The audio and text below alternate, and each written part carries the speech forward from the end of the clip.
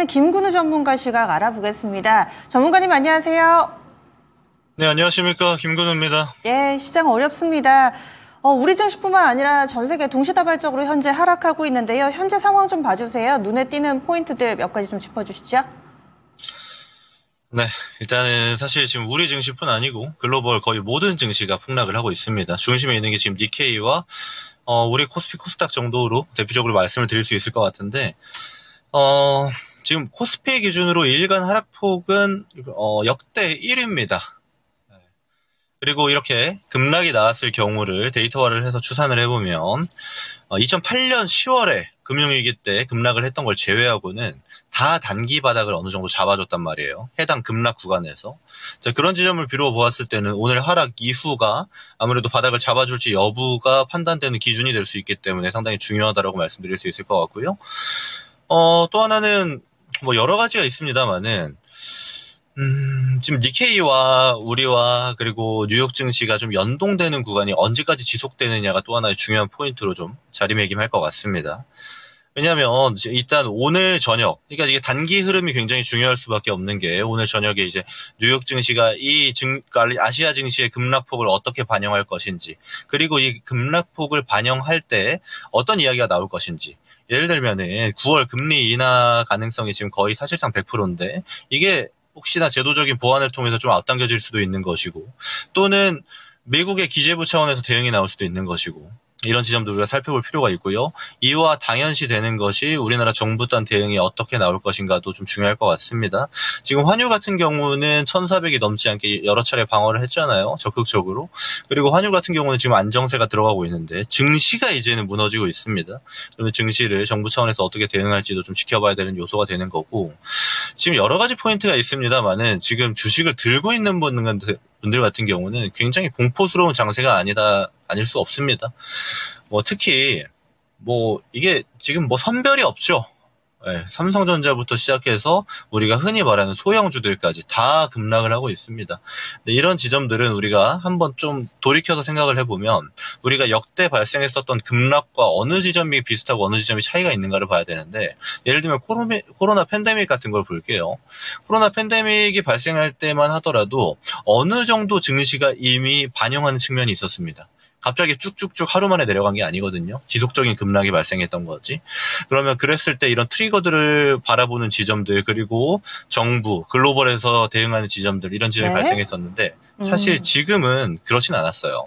어느 정도의 이런 트리거가 발생하고 하락한 게 아니고, 예를 들어서 이슈를 보자라면요. 투자자들이 많이 보고 있는 게 이제 미국의 경기 침체라든지 AI 버블, 뭐 중동 지역에서 발생하는 분쟁 뭐 이런 것들이거든요. 근데 이런 것들이 지금의 증시가 양시장 10% 지수단에서 내려갈 만큼 폭발적이었는가를 보면 사실 그렇지 않습니다. 저는 지금의 하락이 굉장히 지나치다라고 판단을 하고 있고, 이 지나친 하락에 대해서 우리가 예를 들어 적극적인 대응으로 지금 손실을 확정짓는다든지 하는 대응보다는 좋은 거 들고 있는 분들 같은 경우는 오히려 좀 기다려야 되는 측면도 있겠다라고 말씀드릴 수 있겠습니다. 그럼 비이성적인 하락이다, 지나친 하락이다 이렇게 보시는 건데, 그럼 단기에 좀 반등이 나올 거로 예상을 하세요? 현재 하락 움직임이 언제까지 혹은 지수대로 알려주셔도 되고요. 어느 정도까지 우리가 열어놔야 된다고 보세요? 네, 지수 차트를 보면서 좀 말씀을 드리면 좋을 것 같은데요. 네. 자, 굉장히 특이한 경우입니다. 이 차트가 움직이고 있는데 이 사이에서 지금 이게 나온 거예요. 이거는 우리가 어떤 예측치로 반응을 한다라거나 여기서 뭐 예측을 했기 때문에 어떻게 해야 된다로 가는 건 오히려 맞지 않는다는 겁니다. 이 이상한 지점은 비정상이라고 판단을 해야 되고요. 비정상은 정상화에 대한 궤도가 필요한 겁니다. 그럼 정상화에 대한 궤도는 당연하겠지만 올라가는 게 나와줘야 되는 거고, 이 올라와야 되는 거는 사실 제가 저의 예측치로는 오늘 2600에서 2500 정도 사이 되는 구간에서의 하락까지만 발생을 하고 저점을 잡고 올라가지 않겠는가. 왜요? 펀더멘탈은 별로 이상이 없었기 때문입니다. 그러면 이 단기 악재들이 소화되는 과정을 주식시장에서, 증시에서 어느 정도 보여주겠구나라고 말씀을 드릴 건데 이게 아닙니다. 지금 여기까지 내려왔어요. 그렇다라는 거는 이 급락의 조정폭이 단기 반등이 나올 가능성이 상당히 높다. 흔히 말해서 이제 되돌림이 나오는 거 있죠. 우리가 코로나 팬데믹 때도 경험해봤지만 급락이 나오니까 급락에 이은 급등이 나오는 것들, 이런 것도 당연히 가능성에 포함을 해야 되는 구간까지 와버린 겁니다. 보통 그렇게 극단적인 상황은 사실 저도 뭐 바라는 건 아닙니다. 다만 이렇게 증시가 나와버렸다라면은 극단적인 뭐랄까 반응도를 기대해야 되는 거고, 사실은 우리가 해야 되는 거는 오히려 좀 더 심플해지는 겁니다. 내가 좋은 걸 들고 있었어요. 실적도 잘 나오고 있고 앞으로도 잘 나올 걸로 기대됩니다. 약간 뻔하다는 수치가 나오고 있어요. 그러면 그런 종목들 들고 있는 분들은 그냥 기다려야 되는 거고. 예를 들어서 제가 최근에 테마주도 조심하라고 말씀드렸는데 그쪽에 탑승을 해서 예를 들어 거기서는 지금 막 오늘 거의 하한가까지 나오고 있거든요. 그런 종목들 같은 경우는 다소 하락폭이 짙어질 수가 있습니다. 왜냐하면 시장 정상화가 발생하잖아요. 그럼 테마주들은 더 내려갑니다. 왜요? 수급에서 소외가 되기 때문입니다. 그럼 이런 지점들이 발생할 가능성이 농후해진 기업들을 보유하고 계신 분들 같은 경우는 오히려 대응점을 지금은 좀 현명하게 판단해야 되는 거고, 현명한 판단이라고 하면 비중을 좀 줄이는 게 되는 걸 수도 있습니다. 그래서 뭘 들고 있느냐에 따라 다르겠지만 예를 들어 지금 삼성전자라든지 지수를 밀기 위해서 사실 좀 어거지로 내려가는 측면이 굉장히 강한 종목들이 있습니다. 그런 종목들 우량주들 쪽에서는 오히려 잘 붙들고 계셔야 되는 게 되는 거지, 이거를 팔거나 하는 거는 뭐랄까 좀 잘못된 대응이 될 수 있는 게 될 수 있다라고 말씀드리겠습니다. 동참하지는 말자라는 시각이신데 지금 뭐 나오는 의견이나 이런 것들 그리고 매체 보도들을 보면은 상당히 좀 부정적인, 추가적으로 더 열어줘야 된다라는 의견들이 많습니다. 한쪽으로는 이것이 희망회로를 돌리는 게 아닌가라는 생각을 하면서도 과거의 흐름을 봤을 때 2011년에 이렇게 뭐 서킷이나 발동을 했을 때 2016년에도 그렇고 뭐 미국에서 신용등급 뭐 강등 이슈라든지 그리고 지정학적 리스크 있을 때 심지어 코로나 있을 때 그때도 주식 투자하시는 분들이 흔히 이야기를 하시는 게 주요 언론사 메인 뉴스 일면에 이런 급락 관련된 내용을 다루면 그날이 바닥이다. 그리고 실제로 그날을 기준으로 해서 그 이후 한 달의 흐름을 보면 오히려 그때보다 올라간 경우들을 많이 보기 때문에 여기서 더 빠질까에 대한 의구심이 좀 있는데 이런 논리에 대해서는 어떻게 보세요? 저는 이렇게 봐야 된다라고 봅니다. 뭐냐면요, 주식시장에서 조정은 당연한 겁니다. 근데 조정의 높낮이에 따라서 이제 그거를 당연한 걸로 보냐, 이상하다고 보냐라고 보는 거거든요. 근데 지금 같은 거는 이상한 거예요. 그러면 아까 이제 주식을 좀 하는 분들 입장에서 말씀을 잘 주셨는데 저도 똑같은 의견입니다. 이상하게 내려가면요, 이상하게 올라갑니다. 적당한 조정이 나오면 적당하게 올라가고요. 이런 거는 근데 제가 데이터화를 하지 않고 제가 봤던 경험들을 토대로 이야기 드리는 것이기 때문에 데이터를 통해서 말씀드리면요, 2016년 이후에 코스닥에서 사이드카가 발동된 거, 그러니까 매도 사이드카가 발동된 게 6번 있었습니다. 예전에 이제 브렉시트 투표할 때도 그랬고요, 미중 무역 갈등할 때도 그랬고, 코로나가 나올 때도 그랬었어요.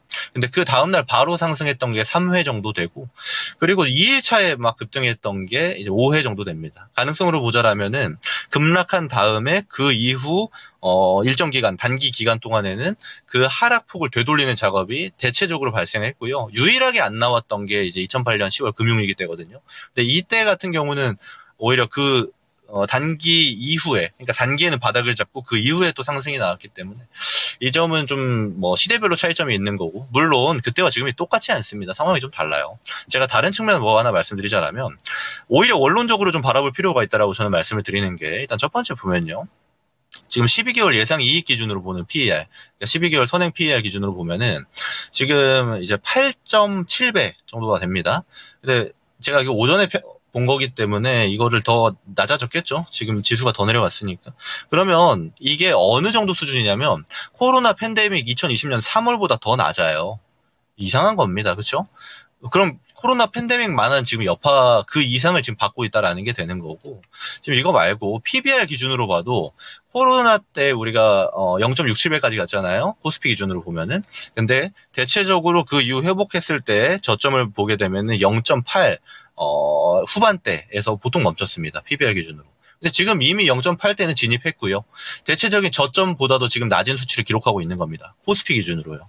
그러면 데이터만 보더라도 지금 안 그래도 저평가 영역이었던 국내 증시가 완전한 박앤세일 구간으로 들어가는 거거든요. 그럼 그랬을 때를 보게 되는 거고, 사실 저점 예측은 단기적으로 사실 큰 의미가 없을 수 있습니다. 지금이 싼가 비싼가를 봐야 되는 게 오히려 지금은 더 비중을 높게 봐야 되는 시선이 돼야 되는 거고, 그랬을 때 지금은 말도 안 되게 내려갔다라고 얘기 드릴 수 있겠습니다. 다만 이후에 어떤 모멘텀들, 어떤 이슈가 시장을 좀 지배하게 될지를 좀 살펴봐야 될 것 같아요.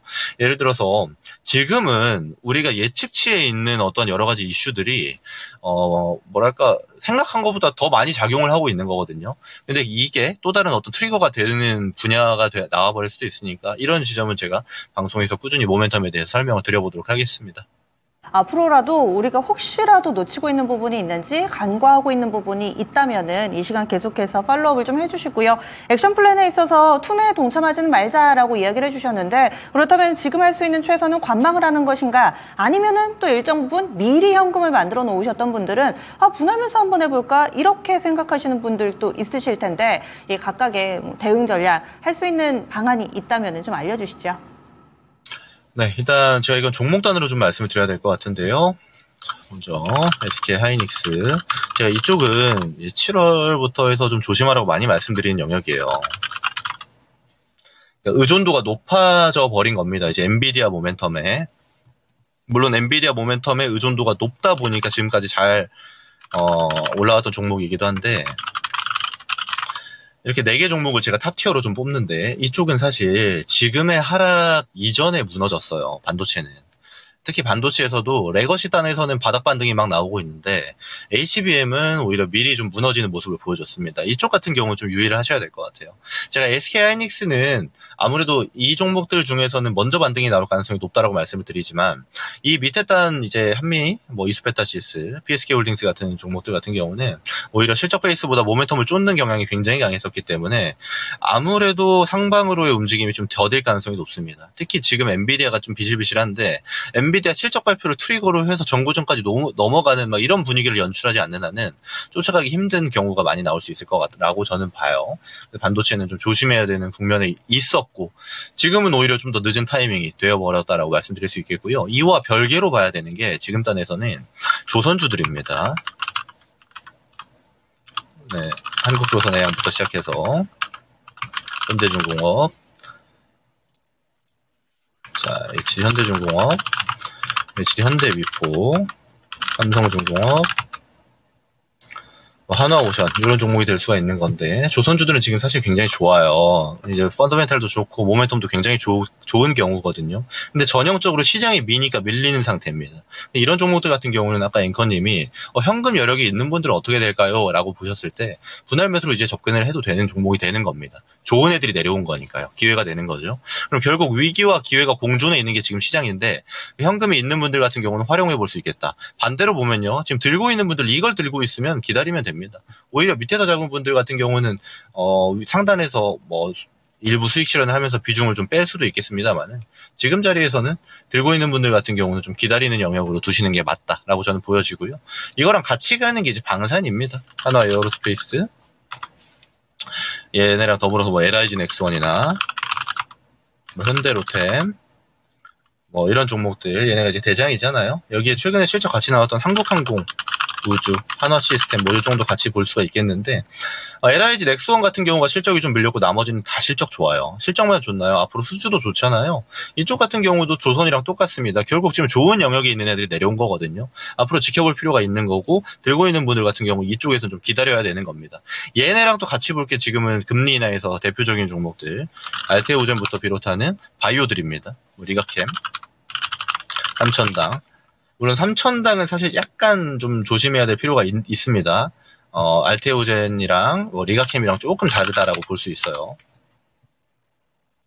이쪽이 중심이 돼서 이제 움직이는 바이오텍 같은 경우는 저는 사실 괜찮다류입니다. 다른 거에 비해서 기다려야 된다, 안 기다려야 된다를 구분해 봤을 때 바이오탄 종목들은 기다려야 된다라고 저는 의견을 드리는 거고 아직은 사실 리가켄 바이오나 알테오젠 같은 경우는 막 추세적 이탈이다라고도 보기 어려워요. 그동안 워낙 잘 상승을 해왔기 때문에 그래서 이런 지점들은 우리가 좀 기다리는 영역으로 둬야 되겠다라고 말씀을 드리고요. 다만 이 외의 종목들 특히 이제 사실 실적은 잘 나오는 반도체 그러니까 레거시 쪽에서 소부장들은 억울해요. 이제 막 꿈틀꿈틀하고 있는데 시장에서 맞았단 말이에요. 그런 애들은 저는 기다려볼 수 있다라고 봅니다. 그래서 실제 실적 베이스 종목들과 그렇지 않은 종목들, 예를 들면 AI 테마 또는 로봇 테마 이렇게 성장에 대한 기대감으로 막 움직였다가 고점대에서 평단을 가지고 있는 분들은 지금은 좀 조심해야 되는 영역을 좀 넘어섰다라고도 볼 수 있는 거죠. 그래서 들고 있는 거 그리고 현금 보유 상황에 따라서 전략을 따로 볼 수 있겠다도 같이 말씀을 드릴 수가 있겠습니다. 네, 알겠습니다. 지금 이상한 상황 그리고 빨리 좀 정상화됐으면 하는 바람인데요. 오늘도 함께해 주셔서 고맙습니다. 네, 고맙습니다. 김근우였습니다. 네, 이렇게 해서 토마토 투자클럽의 김근우 전문가 의견 들어봤습니다.